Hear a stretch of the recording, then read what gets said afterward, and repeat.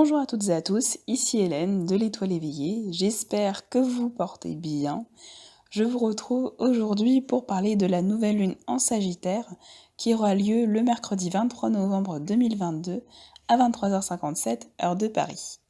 Pour rappel, une nouvelle lune, c'est la conjonction exacte de la lune et du soleil en astrologie sur le même degré, donc ici à 1 degré du Sagittaire.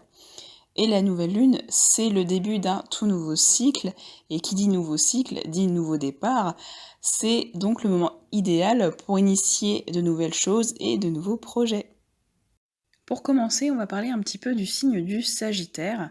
Alors le Sagittaire, c'est un signe de feu, comme le lion et le bélier, mais c'est un signe à mode mutable. Donc, mutable, ça veut dire qu'il arrive à la fin d'une saison et il a cette capacité à s'adapter vraiment facilement à une situation et à terminer quelque chose.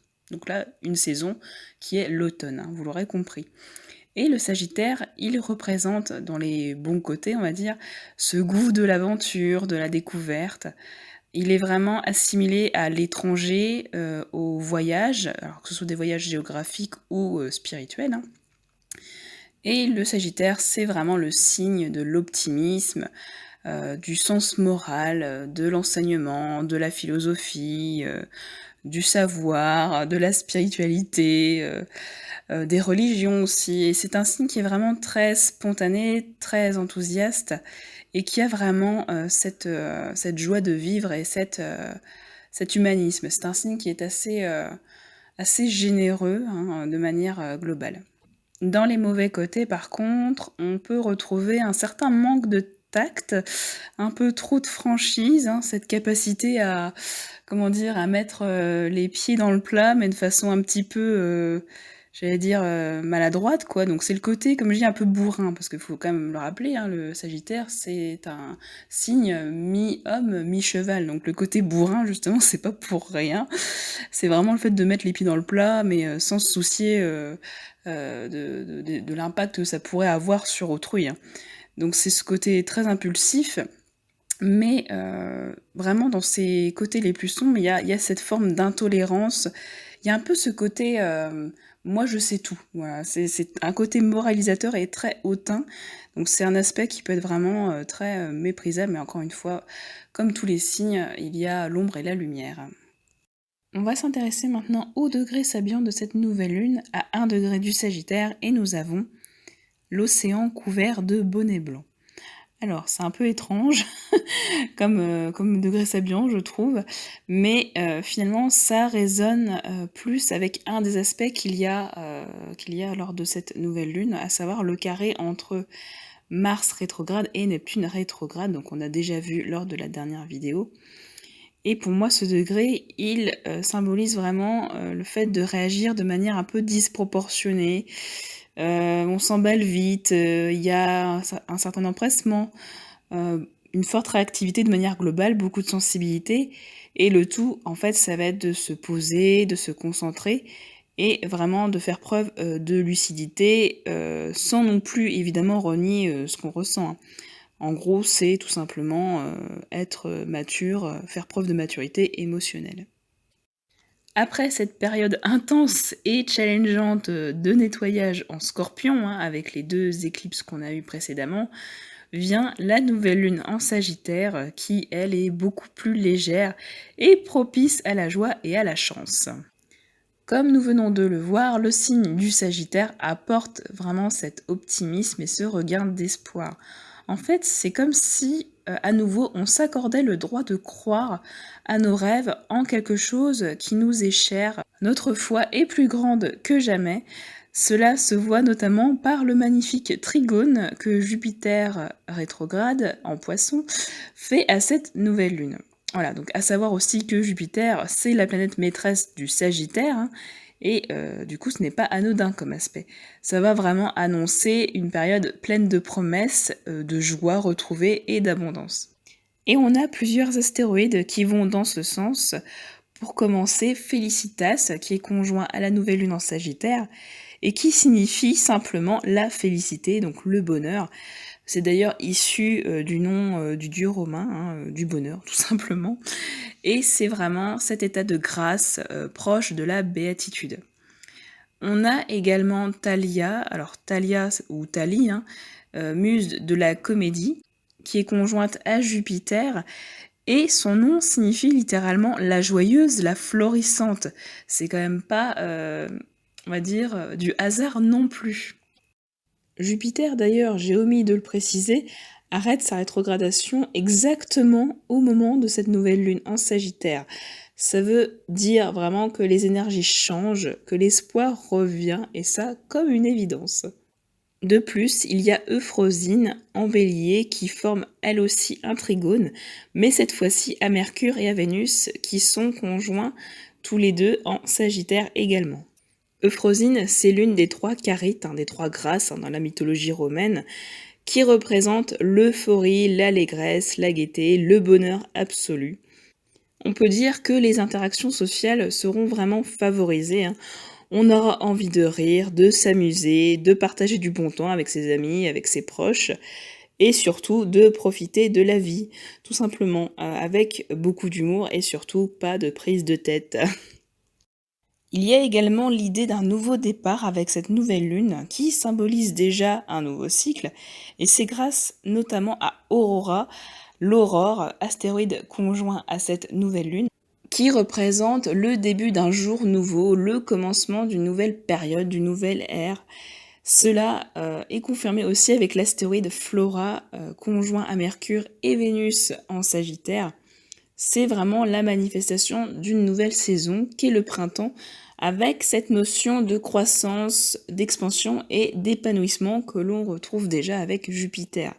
Et ça va se passer au niveau de nos relations et de nos échanges avec autrui.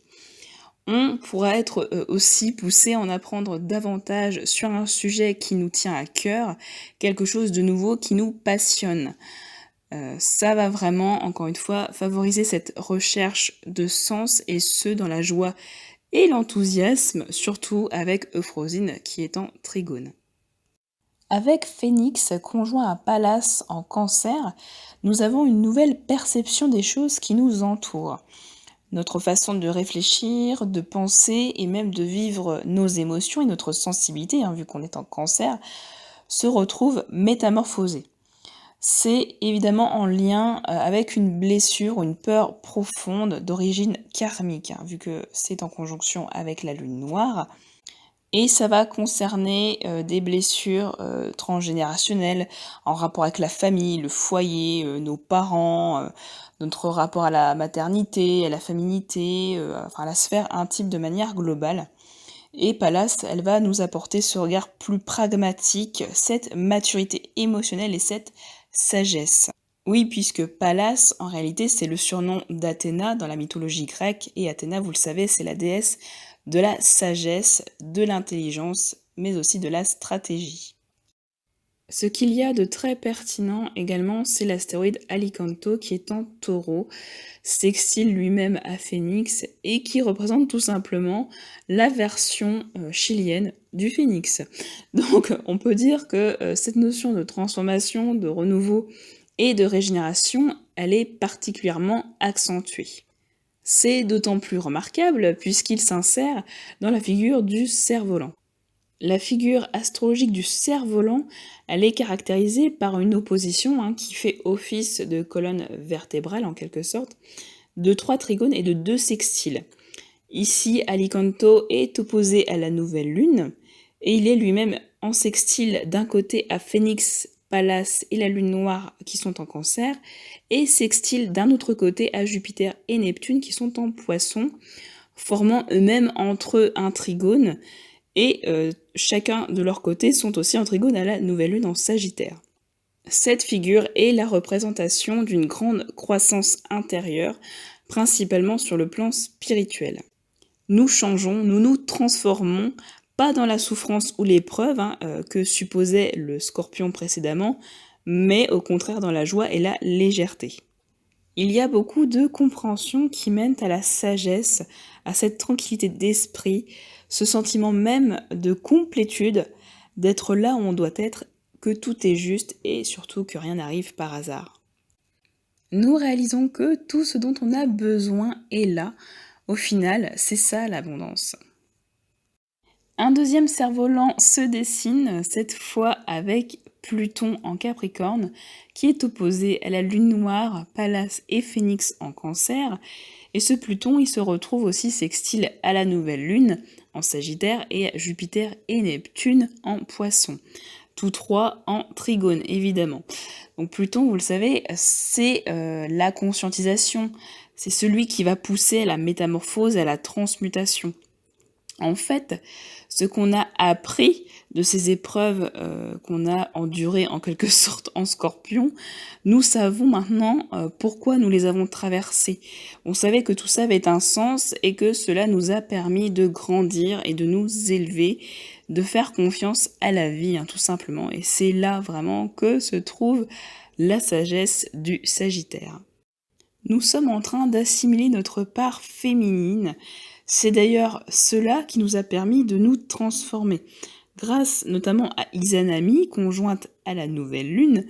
Alors Izanami, c'est la femme d'Izanagi dans la mythologie japonaise et ils incarnent à eux deux le couple originel, notre équivalent d'Adam et Ève. Alors à eux deux, ils représentent les différentes étapes du processus alchimique de transformation de soi. Izanami symbolisant la partie féminine, donc la polarité yin, c'est-à-dire la réceptivité, la compréhension, l'intuition, la sensibilité et les émotions. Et tout ça mène après à une manifestation concrète de cette transformation. Et dans le même esprit, on retrouve aussi Héra, qui est elle aussi conjointe à la nouvelle lune, et elle symbolise le mariage, l'union, comme Junon, mais sur un plan un petit peu plus spirituel. Et ici, elle va vraiment représenter le féminin qui s'unit au masculin en nous, et ce de façon harmonieuse, puisque Jupiter, nous l'avons vu juste avant, est trigone à la nouvelle lune, et donc à elle aussi. C'est assez drôle, hein, vous savez, Jupiter, c'est l'équivalent de Zeus, donc c'est son époux officiel.